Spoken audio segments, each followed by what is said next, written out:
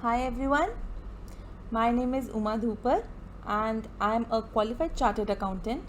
So, welcome you all in Auditing with CA Uma Dhupar. So, आज हम करने जा रहे हैं हमारा सबसे पहला chapter of subject auditing and insurance of CA intermediate course. So नाम है इस चैप्टर का nature, objective and scope of audit. पर इस चैप्टर को शुरू करने से पहले हम एक छोटे से वर्ड का मतलब समझेंगे जिसके ऊपर भाई ये पूरा का पूरा सब्जेक्ट ही बना दिया गया. तो वो वर्ड है हमारा ऑडिटिंग. भाई auditing and insurance, nature, scope of audit. भाई ऑडिटिंग हो रहा है तो आखिर इस ऑडिटिंग का मतलब क्या है. चलिए पहले हम इस ऑडिटिंग का मतलब समझते हैं एक छोटे से एग्जाम्पल से. देखिए भाई ये है हमारा एक इन्वेस्टर. इसका ये कौन है? इन्वेस्टर, जिसका नाम है mister ludo. Okay, mister ludo के पास भाई बहुत सारा क्या आ गया? बहुत सारा पैसा आ गया है. तो मिस्टर लूडो जो कि इस टाइम पे टेढ़े खड़े हैं वो हमसे ये पूछना चाहते हैं कि भैया हम अपना पैसा कहाँ पर इन्वेस्ट करें. तो मिस्टर लूडो को किसी ने कहा कि एक कंपनी है जिसका नाम है XYZ लिमिटेड कंपनी. भैया अपना सारा जो पैसा है ना वो ना आप ना यहाँ पर इन्वेस्ट कर दो. अपना सारा पैसा जो है वो यहाँ पर इन्वेस्ट कर दो. मिस्टर लूडो थोड़े से समझदार थे. उन्होंने कहा भाई इन्वेस्ट तो हम पैसा कर देंगे, पर भाई मिस्टर XYZ कंपनी, मिस्टर जो XYZ कंपनी है, पहले ये तो बताओ कि आपकी फाइनेंशियल पोजीशन क्या है मार्केट में, कि आपकी फाइनेंशियल पोजीशन क्या है. तो उन्होंने सोचा कि भाई फाइनेंशियल पोजीशन तो हम पूछ के ही पैसा इन्वेस्ट करेंगे. तो XYZ कंपनी भागी भागी आई, कहती भाई ये देख लो हमारी प्रॉफिट एंड लॉस अकाउंट, जिसमें हमारा प्रॉफिट भी है, लॉस भी है, एक्सपेंसेस भी हैं, रेवेन्यू भी है. ये लो जी हमारी बैलेंस शीट में आप एसेट्स देख लो, लाइबिलिटीज़ देख लो कितनी है. आप हमारे नोट्स टू अकाउंट्स भी पढ़ सकते हो, साथ में हमारी कैश फ्लो स्टेटमेंट भी पढ़ सकते हो. भाई इनसे आपको पता चल जाएगा कि हमारी फाइनेंशियल पोजीशन क्या है. तो मिस्टर लूडो खुश तो बड़े हो गए, पर उन्होंने सोचा कि क्या मुझे इन पर ट्रस्ट करना चाहिए, क्या मुझे इनकी इस फाइनेंशियल पोजीशन पर ट्रस्ट करना चाहिए. तो XYZ ने बोला भाई ट्रस्ट क्यों नहीं करोगे. वो तो मिस्टर लूडो ने कहा हो सकता है आपने प्रॉफिट एंड लॉस अकाउंट में अपने रेवेन्यू को ज़्यादा दिखाया हो, उतना आपका रेवेन्यू हुआ ही ना हो, या एक्सपेंसेस को कम दिखाया हो, या लाइबिलिटीज़ को आपने सही से वैल्यू नहीं किया, एसेट्स को आपने सही से वैल्यू नहीं किया. तो हो सकता है आपकी बैलेंस शीट में कुछ चीज़ें ओवर प्राइज्ड हों, कुछ चीज़ें अंडर प्राइज्ड हों, इसलिए आपकी फाइनेंशियल पोजीशन बहुत अच्छी लग रही है. तो XYZ कंपनी ने कहा भाई बताओ अब हम क्या करें, अब हमें क्या करना चाहिए. तो यहाँ पर एंट्री होती है किसकी? यहाँ पर एंट्री होती है मिस्टर मोनोपोली की.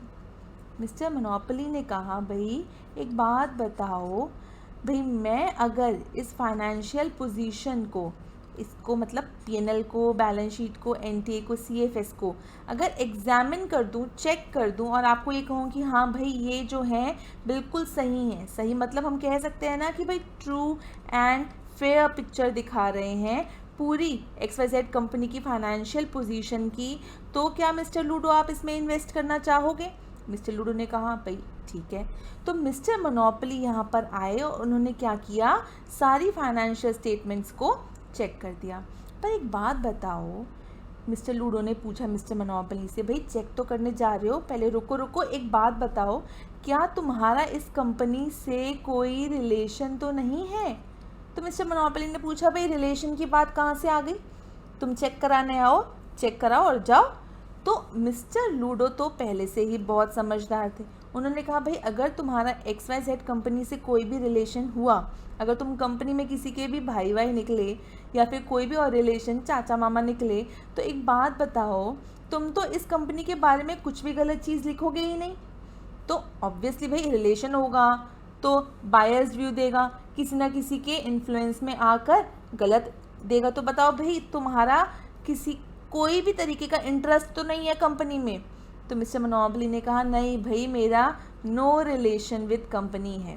तो इसका मतलब क्या हुआ कि जो मिस्टर मोनोपोली है वो क्या है, एक इंडिपेंडेंट पर्सन है जिसका XYZ से कोई भी रिलेशन नहीं है।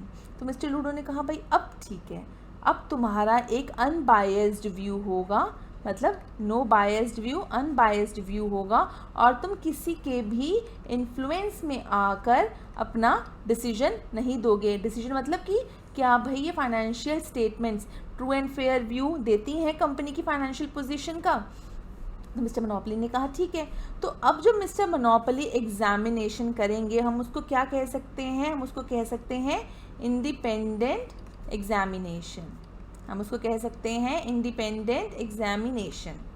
तो इसका मतलब क्या हुआ कि यहाँ पर जो मिस्टर मोनोपोली हैं उनको हम कह सकते हैं that he is the auditor of company. तो ऑडिटर क्या होता है?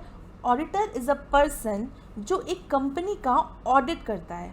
ऑडिट में क्या करते हैं? ऑडिट के अंदर हम किसी भी कंपनी की फाइनेंशियल स्टेटमेंट्स, जो भी फाइनेंशियल स्टेटमेंट्स हैं उनका ट्रू एंड फेयर व्यू, वो फाइनेंशियल स्टेटमेंट्स दिखा रहे हैं नहीं दिखा रहे, financial statements as per financial reporting framework, मतलब जो भी स्टैंडर्ड्स हैं उनके अकॉर्डिंग बनाए गए हैं नहीं बनाए गए, तो ऑडिटर्स वो सब चेक करते हैं। और ऑडिटर हमेशा इंडिपेंडेंट होना चाहिए। अगर वो इंडिपेंडेंट नहीं होगा तो वो हमें कभी भी एक बिल्कुल ट्रू एंड फेयर चीज़ नहीं बताएगा, मतलब वो हमें ये सच नहीं बता सकता, वो कंपनी की कोई भी गलत चीज़ हमें नहीं बताएगा।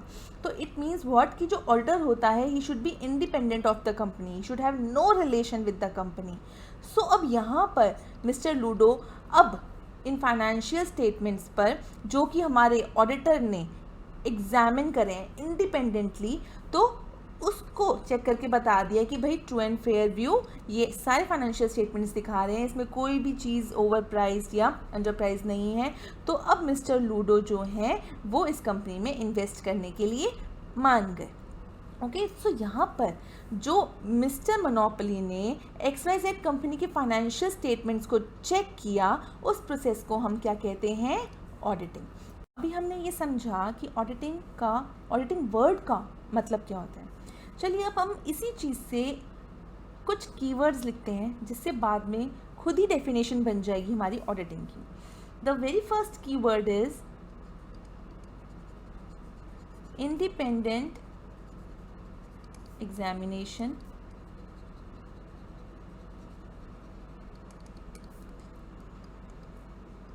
Of financial information of entity to express opinion thereon। ये कुछ कीवर्ड्स हैं जिनके ऊपर हम ये लिख सकते हैं कि ऑडिटिंग मीन्स। अब हमने यहाँ पर एक छोटी सी चीज़ जो हमने एग्जाम्पल में भी पढ़ी थी वो था क्या? इंडिपेंडेंट। इंडिपेंडेंट मतलब क्या है कि जो हमारा एग्जामिनेशन होगा, एग्जामिनेशन मतलब क्या कि किसी भी चीज़ को चेक करना, एग्जामिन करना, वो एग्जामिनेशन कैसा होना चाहिए? इंडिपेंडेंट होना चाहिए। भाई इंडिपेंडेंट वर्ड का मतलब क्या हुआ कि आपका उसमें कंपनी के साथ कोई भी रिलेशन नहीं होना चाहिए। मतलब मिस्टर लूडो ये चाहते हैं कि मिस्टर मोनोपोली जो हैं उनका XYZ कंपनी के साथ कोई भी रिलेशन नहीं होना चाहिए, ताकि जो भी वो व्यू दें अपना, जो भी एक अपना डिसीजन, अपना ओपिनियन दें, वो क्या हो? अनबायस्ड ओपिनियन हो, वो हो अनबायस्ड ओपिनियन हो। प्लस एक चीज़ और कि वो अगर रिलेशन में होंगे तो किसी ना किसी पर्सन से वो ज़रूर इन्फ्लुएंस्ड होंगे, तो उनका कोई भी इन्फ्लुएंस नहीं होना चाहिए, तभी तो भाई वो एग्ज़ामिनेशन हमारा इंडिपेंडेंट एग्ज़ामिनेशन कहलाया जाएगा। एक चीज़ और कि अगर सपोज़ मिस्टर मोनोपोली ने XYZ कंपनी के फाइनेंशियल स्टेटमेंट्स बनाए, तो क्या मिस्टर मोनोपोली इनके अंदर कोई भी कमी निकालेंगे? भाई कमी कैसे निकालेंगे, XYZ कंपनी तो खुद ही उठ के कहेगी ना कि भाई मिस्टर मोनोपोली फाइनेंशियल स्टेटमेंट्स तो आप ही ने बनाए हैं, तो कमी कैसे निकाल रहे हो भैया आप। तो ये भी एक चीज़ होनी चाहिए कि आप अगर एक कंपनी का ऑडिट करने जा रहे हो एज अ ऑडिटर, तो आप उसके फाइनेंशियल स्टेटमेंट्स नहीं बनाए होंगे, मतलब आपने उस कंपनी के फाइनेंशियल स्टेटमेंट्स अगर बनाए हैं तो आप उस पर्टिकुलर कंपनी का ऑडिट नहीं कर सकते। ये नहीं होना चाहिए कि पहले आपने उस कंपनी के फाइनेंशियल स्टेटमेंट्स बनाए, भाई फिर आप निकल के उस कंपनी का ऑडिट कर रहे हो। तो इसका मतलब ये है कि जो आपका ऑडिटर है उसने कंपनी के फाइनेंशियल स्टेटमेंट्स नहीं बनाए होने चाहिए, तभी तो वो भाई अपना एक फेयर ओपिनियन देगा कंपनी के फाइनेंशियल स्टेटमेंट्स के ऊपर। अब दूसरी चीज़ हम समझते हैं यहाँ पर क्या कि फाइनेंशियल इंफॉर्मेशन मतलब क्या होता है। पर उससे पहले एक चीज़ कि ऑडिटर इंडिपेंडेंट होना चाहिए, हमारा ऑडिटर इंडिपेंडेंट होना चाहिए। ये चीज़ कहाँ पे कही गई है भाई, ये चीज़ हमारे CA एक्ट 1949 में भी कही गई है। यही चीज़ आपकी कंपनीज एक्ट कि भाई independence of the auditor is required, ये कंपनीज एक्ट 2013 में भी कही गई है। साथ में ये चीज़ हमारे स्टैंडर्ड्स ऑन ऑडिटिंग भी कहते हैं। वो स्टैंडर्ड जैसे अकाउंटिंग स्टैंडर्ड्स होते हैं, ऐसे स्टैंडर्ड्स जिनके बेसिस पर हम अकाउंटिंग करते हैं, वैसे ही हमारे स्टैंडर्ड्स ऑन ऑडिटिंग होते हैं। तो इनमें हम क्या करते हैं, जो भी ऑडिटिंग करते हैं वो हम इन स्टैंडर्ड्स के बेसिस पर करते हैं। ओके, सो इन तीनों चीज़ों में ऑडिटर के इंडिपेंडेंट होने की रिक्वायरमेंट बताई गई है कि ऑडिटर को इंडिपेंडेंट ही होना चाहिए, अदरवाइज वो एक फेयर ओपिनियन नहीं दे सकता। उसके आगे दूसरी चीज़ फाइनेंशियल इन्फॉर्मेशन, ये तो हम सबको पता है, it basically means balance sheet, your P&L account, your notes to accounts and your cash flow statement अब तीसरी चीज़ यहाँ पर है एंटिटी। भाई एंटिटी का मतलब होता है कि एक वाइडर टर्म जिसके अंदर आपकी कंपनी भी आती है, आपकी पार्टनरशिप फर्म भी आती है, आपकी लिस्टेड अनलिस्टेड सारी कंपनीज आती हैं, आपका HUF आता है, आपका सोल प्रोप्राइटरशिप कंपनी आती है, आपकी कंपनी का कोई भी लीगल स्टेटस हो वो सारी कंपनीज आ जाती हैं, उसका कोई भी साइज़ हो, वो कंपनी प्रॉफिट मेकिंग हो या फिर नॉट प्रॉफिट मेकिंग और नॉट। तो मतलब कि एंटिटी का मतलब क्या हो गया कि एक ऐसी वाइडर टर्म जिसके अंदर सब आ जाता है, company, partnership firm, HUF, sole proprietor, मतलब irrespective of its legal status, irrespective of its size and whether it is profit making और नॉट, मतलब NGO है या प्रॉफिट मेकिंग कंपनी है। सो यहाँ पर हम एक वाइडर टर्म लिखते हैं entity. Okay, to express opinion thereon, opinion thereon मतलब किस पर ओपिनियन दिया जा रहा है, आपके फाइनेंशियल इंफॉर्मेशन पर। तो यहाँ पर एक्चुअल में मतलब क्या हुआ कि एग्जामिनेशन जो कि इंडिपेंडेंटली कंडक्ट हो रहा है, इंडिपेंडेंट मतलब कि जो आपका ऑडिटर है उसका इस कंपनी से, जिसका वो ऑडिट करने जा रहा है, उसका उस कंपनी से कोई भी रिलेशन नहीं है, तभी तो वो एक फेयर ओपिनियन दे पाएगा, अपना एक true opinion, fair and true opinion दे पाएगा। तो यहाँ पर इंडिपेंडेंट एग्जामिनेशन होना चाहिए, किसका, फाइनेंशियल इंफॉर्मेशन का। ऐसी इंफॉर्मेशन जो कंपनी की फाइनेंशियल पोजीशन, फाइनेंशियल स्टेटस बताए, वो क्या है, balance sheet, P&L, notes to accounts and your cash flow statement. Balance sheet में आते हैं आपके assets and liabilities, profit and loss account में आते हैं आपके क्या, प्रॉफिट या लॉस, ये बताता है हमें। नोट्स टू अकाउंट्स हमारे बताते हैं कि कंपनी की पॉलिसीज, रेगुलेशंस, रूल्स सब क्या हैं, और कैश फ्लो स्टेटमेंट बताता है कि भाई कितना कैश इनफ्लो है, कितना कैश आउटफ्लो है। ओके, सो एंटिटी का मतलब फाइनेंशियल इंफॉर्मेशन ऑफ एंटिटी, मतलब entity means a wider term irrespective of its legal status, its size, profit making or not। और ये सब क्यों हो रहा है, ताकि फाइनेंशियल इंफॉर्मेशन पर हम मतलब ऑडिटर अपना ओपिनियन एक्सप्रेस कर सके। ओपिनियन मतलब क्या कि भाई आपकी जो फाइनेंशियल स्टेटमेंट्स हैं वो ट्रू एंड फेयर व्यू दे रही हैं फाइनेंशियल पोजीशन ऑफ कंपनी का। दूसरी चीज़, क्या वो according to financial reporting framework हैं या नहीं है, नहीं। तो आइए चलिए इसी चीज़ को अब लोग हम अपनी बुक से पढ़ते हैं। तो बेसिकली इस पूरे चैप्टर में हम लोग जो पढ़ने वाले हैं, चलिए यहाँ से देखते हैं कि हमारी ये बुक क्या कहती है। So this is the definition bye ICAI। So this is the definition bye ICAI which says what? Audit is independent examination of financial information of entity whether profit oriented or not, irrespective of its size और legal form मतलब कि वो company हो सकती है, HUF भी हो सकती है, सोल प्रोप्राइटरशिप, पार्टनरशिप फर्म, कुछ भी हो सकता है. Everything is included in this wider term entity. Profit oriented और नॉट मतलब NGO भी हो सकती है, प्रॉफिट ओरिएंटेड भी हो सकती है, irrespective of its size company का बिग साइज कंपनी या स्मॉल साइज कंपनी भी हो सकती है. वेयर सच एग्जामिनेशन, कौन सा एग्जामिनेशन, ये वाला examination is conducted with the view of expressing opinion thereon मतलब किस पर, फाइनेंशियल इंफॉर्मेशन पर. ओपिनियन किस पर, फाइनेंशियल इंफॉर्मेशन पर. ओके, यहाँ पर आपकी डेफिनेशन के कुछ एनालिसिस हैं. इंडिपेंडेंट एग्जामिनेशन किसका है, फाइनेंशियल इंफॉर्मेशन का. एंटिटी प्रॉफिट ओरिएंटेड भी हो सकती है और नहीं भी हो सकती, irrespective of its legal form. मतलब प्रॉफिट ओरिएंटेड मतलब audit of listed company, engage in business. Audit of NGO is a not profit oriented company. तो बेसिकली ऑब्जेक्टिव क्या है ऑडिट का, यहाँ पर हम बेसिकली क्या चीज़ देख रहे हैं कि ऑब्जेक्टिव क्या है ऑडिट का, मतलब एंड जो चीज़ मांगी गई है वो क्या है कि भाई आपको बताना है अपना ओपिनियन फाइनेंशियल स्टेटमेंट्स पर. तो आपको क्या बताना है, अपना ओपिनियन फाइनेंशियल स्टेटमेंट्स पर. आइए यहाँ पर हम एक छोटी सी चीज़ और देख रहे हैं जो कि ऑब्जेक्टिव को इलैबोरेट करेगी. क्या है ऑब्जेक्टिव, कि भाई ऑडिटिंग करते टाइम आपका जो ऑडिटर है उसको क्या क्या चेक करना है, कि उसको अपना ओपिनियन फाइनेंशियल स्टेटमेंट्स पर देने के लिए कुछ चीज़ों को तो चेक करना पड़ेगा ना. तो वो क्या है, the person conducting this task should take care to ensure that financial statements would not mislead anybody. मतलब जो फाइनेंशियल स्टेटमेंट्स हैं वो कंपनी की जो पोजीशन है उसको गलत नहीं बता रहे, मतलब किसी को भी मिसलीड नहीं कर रहे. जो है वही उस पर्टिकुलर स्टेटमेंट में, वही बैलेंस शीट में है जो कंपनी अर्न कर रही है, जितना प्रॉफिट अर्न कर रही है, कंपनी के जितने एसेट्स हैं, जितने लाइबिलिटीज़ हैं, वही शो करे गए हैं फाइनेंशियल स्टेटमेंट्स में. मतलब कि किसी को भी मिसलीड नहीं किया जा रहा, गलत इन्फॉर्मेशन नहीं दी जा रही. तो इसके लिए वो कैसे चेक करेगा, कैसे अपने आप को सेटिस्फाई करेगा, वो ये देखेगा कि भाई जो अकाउंट्स में डाला गया है वो एंट्रीज के अकॉर्डिंग ही डाला गया है. Accounts have been drawn up with reference to the entries in the book. Accounts means entry, मतलब जो अकाउंट्स है वो एंट्री के अकॉर्डिंग ही बने गए हैं. जितनी भी एंट्रीज हैं वो सपोर्ट करी गई हैं बाय एविडेंस. जितनी भी एंट्रीज हैं बुक्स ऑफ अकाउंट्स में adequately supported by sufficient and appropriate evidence.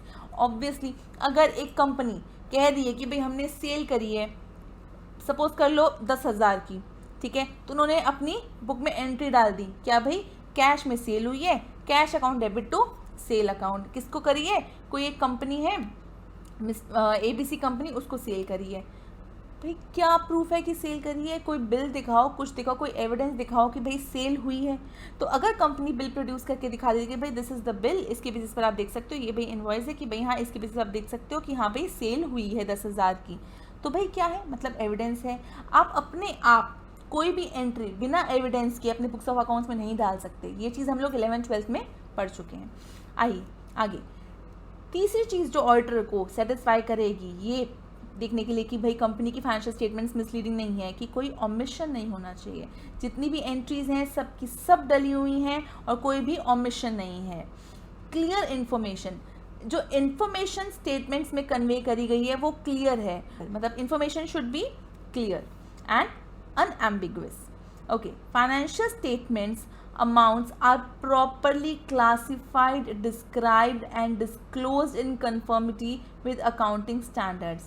मतलब जब अकाउंट्स बनाए गए तो जो अकाउंटिंग स्टैंडर्ड थे उनको प्रॉपरली फॉलो किया गया. तो यहाँ पर आप एक चीज़ देख सकते हो कि हमें एक चीज़ का ध्यान रखना है. वो चीज़ हमारी क्या है कि आपका एक होता है कंपनी का मैनेजमेंट और एक आपका है ऑडिटर. मैनेजमेंट का काम है फाइनेंशियल स्टेटमेंट्स को बनाना, मेकिंग फाइनेंशियल स्टेटमेंट्स. पर ऑडिटर का काम क्या है भाई, ऑडिटर का काम है एग्जामिनिंग फाइनेंशियल स्टेटमेंट्स. मैनेजमेंट का काम है मेकिंग फाइनेंशियल स्टेटमेंट एंड आपके ऑडिटर का काम है एग्जामिनिंग फाइनेंशियल स्टेटमेंट्स। तो मैनेजमेंट को नॉलेज होनी चाहिए सारे के सारे अकाउंटिंग स्टैंडर्ड्स की, पर एक ऑडिटर को नॉलेज होनी चाहिए स्टैंडर्ड्स ऑन ऑडिटिंग की भी और अकाउंटिंग स्टैंडर्ड्स की भी। क्यों? क्योंकि इसको उन्होंने चेक करना है। तो he must have knowledge of accounting standards, he must have knowledge of accounting standards, but he should know how to apply these standards on auditing. Okay, both of these standards on auditing and accounting standards are issued by ICAI. Okay, so let's go back. Now let's come on to the last point. Now the last point says the statement of accounts present true and fair picture of the operational results and other assets and liabilities। कि भाई जो statement of accounts हैं वो true picture दिखाएं, क्या company के अंदर कितने एसेट्स लाइबिलिटीज़ हैं, कंपनी के बिजनेस ऑपरेशंस कैसे चल रहे हैं, क्या रेवेन्यू है, क्या एक्सपेंसेस हैं, कितने डायरेक्ट एक्सपेंसेस हैं, कितने इनडायरेक्ट एक्सपेंसेस हैं, तो एंड में आपके प्रॉफिट और लॉसेस कितने आ रहे हैं, क्या आपका कैपिटल है, क्या आपका एसेट्स है, क्या लाइबिलिटीज़ हैं। तो पर्टिकुलरली स्टेटमेंट ऑफ अकाउंट्स जो हैं they should show true and fair picture जो भी बिजनेस में हो रहा है उनकी। ओके, सो इस वीडियो में हम करेंगे difference between accounting and auditing. Accounting है जो आप 11th 12th ग्रेजुएशन हर साल पढ़ते आए हो, ठीक है, पर अकाउंटिंग ऑडिटिंग से कैसे डिफरेंट है। सबसे पहले हमें ये मीनिंग समझना पड़ेगा, आगे हम कोई भी और टॉपिक करेंगे उससे पहले ये समझना बहुत ज़रूरी है। सो आइए सबसे पहले हम कर रहे हैं difference between auditing and accounting. Basis number 1, सबसे पहले तो हम एक जनरल चीज़ करते हैं, वो है हमारी मीनिंग कि अकाउंटिंग और ऑडिटिंग के बीच में मतलब क्या है। हमें अकाउंटिंग का डेफिनेशन तो स्टार्टिंग से ही पता है, 11th में हमें रटवाया गया था। क्या है? It's an art of recording, classifying, summarising. Okay, तो ये सब क्या है? सो अकाउंटिंग क्या है? It is art of recording, classifying and summarising financial information. It is art of recording, classifying and summarizing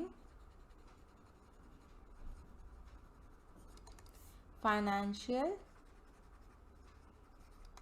information। अब मैं आपको याद दिलवा दूं ये चीज़ कि रिकॉर्डिंग हम करते हैं जर्नल में, क्लासीफाइंग हम करते हैं लेजर में, और समराइज हम किस में करते हैं? समराइज मतलब हम उस पूरी चीज़ को समराइज कर देते हैं किस फॉर्म में? बैलेंस शीट, पीएनएल, इन सब के फॉर्म में। तो फाइनेंशियल इन्फॉर्मेशन को जब क्लासीफाई, रिकॉर्ड, समराइज करते हैं तो हम उसको अकाउंटिंग कहते हैं। पर ऑडिटिंग क्या है ये भी हम पढ़ चुके हैं। It is independent check of financial statement of entity to express opinion thereof। ये भी हम अपनी लास्ट की 2 वीडियोज़ में डिटेल में पढ़ चुके हैं कि ऑडिटिंग का एक्चुअल मतलब क्या होता है। Okay, basis 2, function. अब अकाउंटिंग का फंक्शन है और आपके ऑडिटिंग का फंक्शन है, दोनों के बीच में एक छोटा सा फंक्शन है। अकाउंटिंग का फंक्शन है आपका रिकॉर्ड करना, क्लासीफाई करना, समराइज करना, और पूरी एंटिटी की जो फाइनेंशियल स्टेटस है, इंफॉर्मेशन है, उसको पीएनएल और बैलेंस शीट की फॉर्म में यूज़र्स के सामने, दुनिया के सामने रखना। तो ऑडिटिंग का काम क्या है? ऑडिटिंग का काम है उसी फाइनेंशियल स्टेटमेंट को चेक करना, एग्जामिन करना, इवैल्यूएट करना, क्या कि उसके अंदर कोई मटेरियल मिसस्टेटमेंट्स तो नहीं है, और अपना ओपिनियन उस पर एक्सप्रेस करना। चेक करना, एग्जामिन करना, इवैल्यूएट करना एंड ओपिनियन एक्सप्रेस करना ऑन फाइनेंशियल स्टेटमेंट्स। अब तीसरा डिफरेंस क्या है दोनों के बीच का? By whom। ये करता कौन है?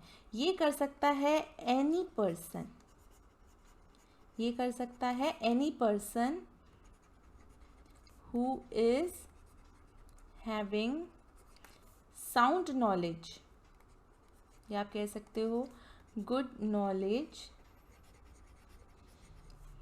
Of accounting.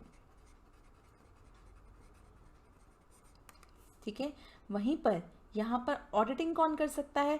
ये कर सकता है खाली हमारा सीए। ये कर सकता है हमारा CA, by CA having certificate of practice and is practicing in India। Fourth point, अब तक हमने क्या करा? Difference between accounting and auditing, जिसमें हमने पहले किया मीनिंग, फिर हमने किया फंक्शन। मीनिंग क्या है? अकाउंटिंग का मतलब है फाइनेंशियल स्टेटमेंट्स, फाइनेंशियल इंफॉर्मेशन को आपको यूज़र्स को प्रोवाइड करना, उसको प्रॉपरली रिकॉर्ड करके, समराइज करके, क्लासीफाई करके यूज़र्स को देना। ऑडिटिंग का क्या मकसद है? उसका मतलब है उसी फाइनेंशियल स्टेटमेंट्स को चेक करना। ठीक है, तो अकाउंटिंग का आप कह सकते हो ना मतलब है बनाना, फाइनेंशियल स्टेटमेंट्स बनाना।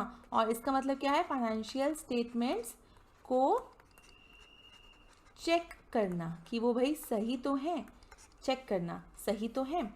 तो ये कौन कर सकता है? कोई भी पर्सन जिसको अकाउंट्स की नॉलेज हो, और ये वो करेगा जो कि एक सीए है, जिसके पास सीओपी है और जो इंडिया में प्रैक्टिस कर रहा है। ओके, नेक्स्ट, क्या किसी एक्सपर्टीज़ की ज़रूरत होती है?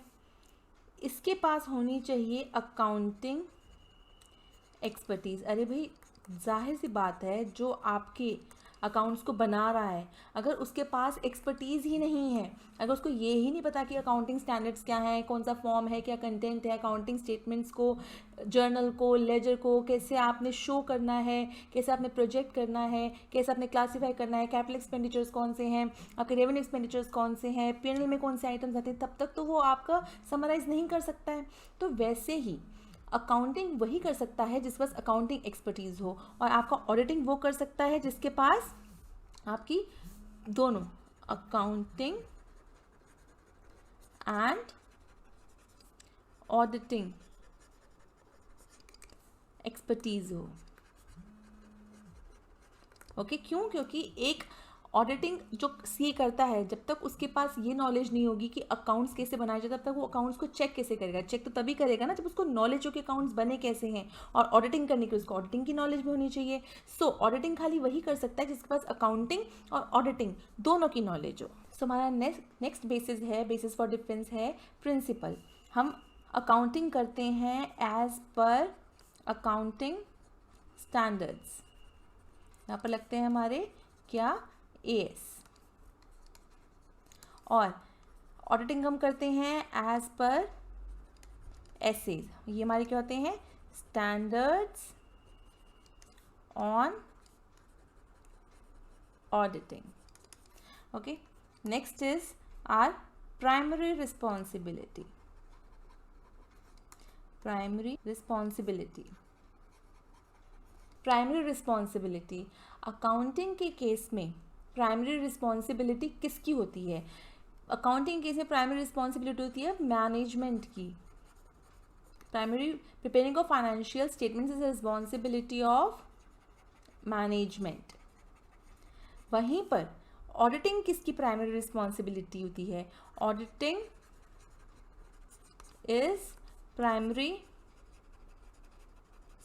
Responsibility of auditor. अब यहाँ पर जब ऑडिटर चेक करने आता है फाइनेंशियल स्टेटमेंट्स को, तो उसका काम है सिर्फ चेक करना। वो फाइनेंशियल स्टेटमेंट्स अगर इनकम्प्लीट हैं तो वो उनको बना कर नहीं देगा कि भाई आपके फाइनेंशियल स्टेटमेंट्स इनकम्प्लीट हैं, मुझे एएस की नॉलेज में आपकी बना देता हूँ। नहीं, फाइनेंशियल स्टेटमेंट्स को बनाना सिर्फ और सिर्फ मैनेजमेंट की रिस्पॉन्सिबिलिटी है, और ऑडिटर की रिस्पॉन्सिबिलिटी है सिर्फ और सिर्फ ऑडिट करना, मतलब चेक करना फाइनेंशियल स्टेटमेंट्स को। Next, time of occurrence. Accounting is done before auditing, and यहाँ पर auditing is done after accounting. ये तो बहुत ही ऑब्वियस बात है, पहले अकाउंटिंग होगी मतलब पहले फाइनेंशियल स्टेटमेंट्स बनाई जाएंगी, उसके बाद ही ऑडिटिंग होगी मतलब उसके बाद ही चेक होंगी। तो यहाँ पर सबसे पहला काम क्या है? अकाउंटिंग, फिर है ऑडिटिंग। तो वैसे यहाँ पर टाइम ऑफ अकरेंस क्या है? Accounting is done before auditing और auditing is done after accounting. Okay, so ये थे हमारे कुछ बेसिक सी डिफरेंसेस अकाउंटिंग और ऑडिटिंग के बीच में, जो कि आपको अभी इनिशियली समझ में आने बहुत ज़रूरी हैं, तभी हम आगे बढ़ पाएंगे। क्यों? क्योंकि इसमें कुछ ऐसी चीज़ें जो आगे काम आएंगी। जैसे आप ये देख सकते हैं कि प्रिंसिपल्स जो है एएस हैं और यहाँ पर है एसए। तो एक ऑडिटर को ऐसे की नॉलेज होनी चाहिए। क्यों? क्योंकि उसको ऑडिटिंग करनी है तो उसको पता होना चाहिए कि स्टैंडर्ड्स ऑन ऑडिटिंग क्या हैं, ऑडिटिंग के स्टैंडर्ड्स, रूल्स, प्रोविजंस क्या हैं, तभी वो ऑडिटिंग कर सकता है। वैसे ही एक ऑडिटर को एएस की नॉलेज भी होनी चाहिए, उसको अकाउंट्स की भी नॉलेज होनी चाहिए, नहीं तो वो चेक कैसे करेगा? जब तक उसको नॉलेज नहीं होगी उस चीज़ की जिसको वो चेक करने जा रहा है, तब तक तो वो उस चीज़ को चेक कर ही नहीं सकता। तो वैसे ही यहाँ पर एक ऑडिटर को एएस की नॉलेज भी होनी चाहिए, एसए की नॉलेज भी होनी चाहिए। पर अकाउंटिंग के केस में मैनेजमेंट जहाँ पर रिस्पॉन्सिबल है अकाउंट्स को बनाने के लिए, उसको वहाँ पर सिर्फ एएस की नॉलेज की रिक्वायरमेंट है। क्यों? क्योंकि मैनेजमेंट का काम है सिर्फ और सिर्फ अकाउंट्स को बनाना, फाइनेंशियल स्टेटमेंट्स को प्रिपेयर करना। Okay, so these are the basic differences. जो पेपर आता है वो आता है हमारा कुछ 100 मार्क्स का पेपर, ठीक है, जिसमें दो पार्ट में पेपर डिवाइड होता है, एक एमसीक्यू एंड दूसरा पार्ट होता है हमारा descriptive plus true and false. सबसे ज्यादा स्कोरिंग चीजें कौन सी होती हैं? एक ये ट्रू एंड फॉल्स और एक ये एमसीक्यूज। अब आइए एक चीज देखते हैं कि ये एमसीक्यूज में किस तरीके से आता है। ये आते हैं आपके या तो 1 मार्क्स के 20 क्वेश्चंस, या फिर आपके आएंगे 2 मार्क्स के 5 क्वेश्चंस, या फिर थोड़ा सा पैटर्न चेंज किया, 2 मार्क्स के 10 क्वेश्चन एंड दूसरा 1 मार्क का 10 क्वेश्चन। ठीक है, तो इन दोनों में से मतलब किसी भी तरीके से आ सकता है। 25 क्वेश्चंस हैं, यहाँ पर 20 क्वेश्चंस हैं, ठीक है, तो किसी भी तरीके से आपको आ सकता है ये। तो बेसिकली होता क्या है कि कुछ आपका 30 मार्क्स का ऑब्जेक्टिव टाइप का पेपर आता है। इसको तो हम कहीं जाने नहीं देंगे, इसको तो हमने अपने हाथ में रखना है। कोशिश इसमें 50 या 60% लाने की नहीं करनी, इसमें हमें 100% कोशिश करनी है कि हमारा 100% आए, मतलब 30 में से 30। अरे इतना पढ़ने के बाद क्लास में पढ़े, घर में पढ़े, एमसीक्यू करे, टेस्ट करे, उसके बाद ऐसे कुछ 30 या 25 क्वेश्चन जिनके हमें 4 ऑप्शंस भी दिए हैं, उनको भी हम सॉल्व ना कर पाए, ऐसा तो नहीं हो सकता। तो हम ये तो कर ही लेंगे और 100% हमें करना है, कुछ भी छोड़ के नहीं आएंगे हम, क्योंकि नेगेटिव मार्किंग नहीं है। दूसरा ट्रू एंड फॉल्स, ये भी हमारे लिए बहुत स्कोरिंग है। रीजन इसमें देना है, आंसर ट्रू होगा या फॉल्स होगा, साथ में रीजन देना है आपको। ये आपके पास कैसे होते हैं? 7 क्वेश्चंस आते हैं, कितने मार्क्स के? 2 मार्क्स के, ठीक है। दिए के कितने होते हैं? 7 अटेम्प्ट आउट ऑफ 8 गिवन, मतलब चॉइस होती है, आप एक छोड़ सकते हो, 8 दिए होते हैं इसके अंदर, ठीक है। अटेम्प्ट 7 आउट ऑफ 8 गिवन, तो ये भी हम नहीं छोड़ेंगे। एमसीक्यू की तरह हमने इसकी भी प्रैक्टिस साथ में ही करी है। रीजन बीइंग क्या कि अगर हम एमसीक्यूज कर पा रहे हैं तो हम ट्रू फॉल्स को भी साथ में निकाल ही लेंगे। आप कहते हो, चाहते हो तो मैं ट्रू फॉल्स को भी आगे से टेस्ट में देना शुरू कर दूंगी। रीजन क्या है इसका? ये इसके अंदर के जो रीजन हमने लिखने होते हैं वो। तो अब जो हमारा आगे कमिंग टेस्ट होगा उसमें हम थोड़ा सा डिफिकल्टी लेवल भी हाई करेंगे, ताकि आप लोग सोचो, जैसे आपका लास्ट पेपर जो था ना वो थोड़ा सा ट्रिकी था, थोड़ा सा घुमा हुआ पेपर था, उसमें स्ट्रेट फॉरवर्ड क्वेश्चंस नहीं थे। पहले मैंने 3 टेस्ट आपको सिंपल इसलिए दिए, रीजन बीइंग कि अभी आप चैप्टर समझ रहे थे, सब्जेक्ट को समझ रहे थे। लास्ट पेपर थोड़ा ट्रिकी था, उसमें आपको क्वेश्चंस को दोबारा पढ़ने की जरूरत पड़ी होगी। मुझे 2-3 बच्चों का मैसेज भी आया था कि मैम पेपर इस बार थोड़ा सा ट्रिकी था। ट्रिकी मीन्स कि सिंपल सा आप एकदम से देखकर उसका आंसर नहीं निकाल सकते, you need to read the solutions, और एमसीक्यूज के जो ऑब्जेक्टिव टाइप के जो सॉल्यूशंस है उनको पढ़ने के बाद भी you get a little bit confuse. तो थोड़ा ऐसे प्लस अब जो टेस्ट आएगा उसमें मैं आपके true and false with reasons भी इंक्लूड करूंगी, ठीक है। तो ये ऐसे आता है एंड इसके बाद 14 मार्क्स के आपको 4 क्वेश्चंस आते हैं। इसमें भी हम कोशिश करेंगे 100% मतलब 14 मार्क्स के 14 मार्क्स लेने का। अब खुद सोचो बच्चों, 30 मार्क्स यहाँ पर प्लस 14 मार्क्स यहाँ पर, 44 मार्क्स हमारे अपने हाथ में है स्कोरिंग, जिनका आंसर मतलब 4 एमसीक्यूज जो हमें दिए हैं, सॉरी जो 4 हमें उसके एमसीक्यूज दिए हैं, जो भी हमें ऑप्शंस दिए हैं उसमें से ही आंसर है। तो थोड़ा सा सोचने के बाद, थोड़ी सी कॉन्सेप्ट क्लैरिटी के बाद ये 30 मार्क्स हमारी जेब में हो सकते हैं। और ये 14, अरे सिर्फ 7 क्वेश्चन जिनका ट्रू या फॉल्स में आंसर होगा विद रीजन, तो ये भी हम लोग कर सकते हैं। तो 44 मार्क्स, मैक्सिमम 40 भी मुझे बहुत कम लग रहा है, इसमें 42 इतने तो हमने इसमें स्कोर करने ही हैं। बात आती है डिस्क्रिप्टिव की, इसमें आपको अटेम्प्ट 4 आउट ऑफ 5 होता है। मतलब कि ये वाला जो क्वेश्चन होता है, ये होता है क्वेश्चन नंबर 1, ये मैंडेटरी होता है। उसके बाद आपको 3, 4, 5, 6 क्वेश्चन दिए होते हैं, ठीक है। तो इनमें से आपको 4 अटेम्प्ट करने होते हैं कोई भी, और जो लास्ट वाला होता है ना क्वेश्चन नंबर 7, इसमें आपको इंटरनल चॉइस दी होती है। मतलब कि इसके अंदर जो ए, बी और सी पार्ट होंगे ना, उनमें से बी पार्ट में ही आपको चॉइस दी होगी कि आप इसमें से कोई भी एक सॉल्व कर सकते हो। तो इसमें एक इंटरनल चॉइस भी होती है। तो ये जो 4 क्वेश्चंस होते हैं आपके, ये आपके किस तरीके से हो सकते हैं, 4 + 4 + 3 + 3, या फिर 6 + 6 + 2, या फिर आपका 4 + 6 + 2। हाँ, नहीं 4 + 6 + 4। तो ये हो सकता है कि मतलब आपको जो ये 4 क्वेश्चंस दिए जाएं वो इस हिसाब से, मतलब इनमें ए, बी और सी पार्ट बंटे होते हैं। तो ए, बी, सी और डी 4 पार्ट में हर क्वेश्चन आपका बटा होगा। तो वो क्वेश्चन आपको 4 मार्क के, 4 मार्क के, 3 के दिए होंगे। या फिर अगर सिर्फ 3 मार्क के क्वेश्चन, 3 ही क्वेश्चन होंगे तो 6, 6, 2, देखो इन सबका टोटल 14 ही बन रहा है, ठीक है। इट मीन्स व्हाट कि इतने मार्क्स तक के क्वेश्चंस आपको आ सकते हैं। तो इसलिए आपको 2 मार्क्स, 3 मार्क्स, 4 मार्क्स और 6 मार्क्स इन सब के हिसाब से प्रिपेयर करना है। मतलब आपको 6 नंबर का क्वेश्चन भी आ सकता है, 4 का भी क्वेश्चन आ सकता है, 3 का भी आ सकता है, 2 का भी आ सकता है। तो this is the type of paper pattern जो हमें ऑडिटिंग में हम फेस करेंगे। तो ये हमें अपने हाथ में रखना है और ये हमें अपने हाथ में रखना है। आप सब लोग प्रॉमिस करके जाओगे मुझसे कि 100% पेपर अटेम्प्ट करके आओगे।